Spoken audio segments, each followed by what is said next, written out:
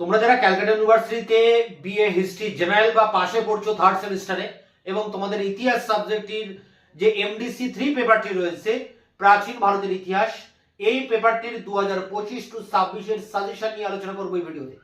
এবং এখানে সাজেশনের প্রতিটা প্রশ্নের উত্তর আমি ইতিমধ্যে চ্যানেলে আপলোড করে দিয়েছি, তারও লিঙ্ক দেওয়া থাকবে ভিডিও ডেসক্রিপশন বক্সে। তোমরা ইউটিউবে তোমাদের সাজেশনের যে কোশ্চেনগুলো রয়েছে সেগুলো বাংলায় লিখে সার্চ করলে আমার দেওয়া ভিডিও তোমরা পাবে এবং সেই ভিডিওর শেষের দিকে তোমরা উত্তরটাও পেয়ে যাবে।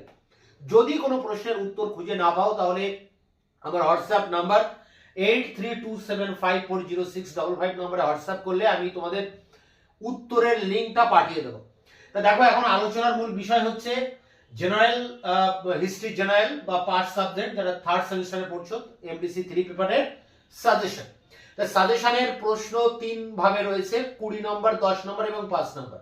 সেই সাজেশন আমি এবার অন স্ক্রিন রেকর্ডের মাধ্যমে তোমাদের সামনে তুলে ধরছি।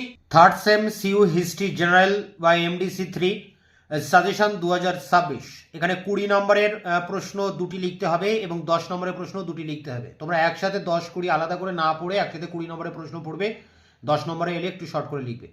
তো দেখো, এখানে প্রথম প্রশ্ন যেগুলো রয়েছে এখানে পরপর এখানে আমি মাত্র 12টি প্রশ্ন রেখেছি। এই 12টি প্রশ্নের মধ্যে তোমরা 10 নম্বরের দুটি এবং 20 নম্বরের দুটি প্রশ্ন কমন পাবে।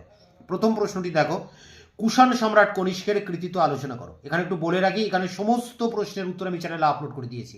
যদি কেউ কোনো প্রশ্নের উত্তর ইউটিউবে খুঁজে না পাও আমার দেওয়া ভিডিও, তাহলে আমার হোয়াটসঅ্যাপ নম্বরে তোমরা যোগাযোগ করতে পারো।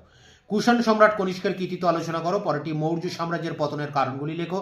পরেরটি গুপ্ত সম্রাট সমুদ্রগুপ্তের কৃতিত্ব আলোচনা করো। পরেরটি প্রাচীন ভারতের শূদ্র ও অস্পৃশ্যদের স্থান নির্ণয় করো। পরেরটি অজন্তার গুহা চিত্র সম্পর্কে আলোচনা করো। পরেরটি গুপ্ত যুগকে সুবর্ণ যুগ বা পরিবর্তনের ভিত্তিভূমি বলা হয় কেন। পরেরটি রোম ভারত বাণিজ্য সম্পর্কে আলোচনা করো। 8 অশোকের ধর্মের বৈশিষ্ট্যগুলি লেখো। 9 দ্বিতীয় চন্দ্রগুপ্তের কৃতিত্ব আলোচনা করো। 10 গৌতমীপুত্র সাতকর্ণীর কৃতিত্ব লেখো। পরেরটি ভারতের সামন্ততন্ত্রের উত্থানের কারণ কি ছিল এবং শেষ প্রশ্ন পল্লব স্থাপত্য শিল্পের বৈশিষ্ট্যগুলি লেখো। এই 12টি প্রশ্নের উত্তরই আমি চ্যানেলে আপলোড করে দিয়েছি। এবার দেখো, 5 নম্বরের প্রশ্ন 3টি লিখতে হবে, 15 নম্বর। তার জন্য যে প্রশ্নগুলো করবে, মৌর্য শিল্পকলার বৈশিষ্ট্য, কৌটিল্যের অর্থশাস্ত্র, প্রাচীন ভারতের দাস ব্যবস্থা সম্পর্কে মেগাস্থনিসের বক্তব্য, গুপ্ত শাসনের প্রাককালে উত্তর ভারতের রাজনৈতিক অবস্থা কেমন ছিল। পরেরটি মৌর্য প্রশাসনকে রমিলা থাপার কয় ভাগে ভাগ করেছেন। পরেরটি শক সাতবাহন সংঘর্ষ। পরেরটি অশোকের কলিঙ্গ যুদ্ধের ফলাফল। পরেরটি মৌর্য সাম্রাজ্যের পতনে ব্রাহ্মণবাদী প্রতিক্রিয়া। পরেরটি অগ্রহার ব্যবস্থা। পরেরটি দ্বিতীয় নগরায়ণ। পরেরটি গুপ্ত যুগকে হিন্দু ধর্মের পুনরুত্থানের যুগ বলা হয় কেন এবং শেষ প্রশ্ন মথুরা শিল্পের বৈশিষ্ট্য।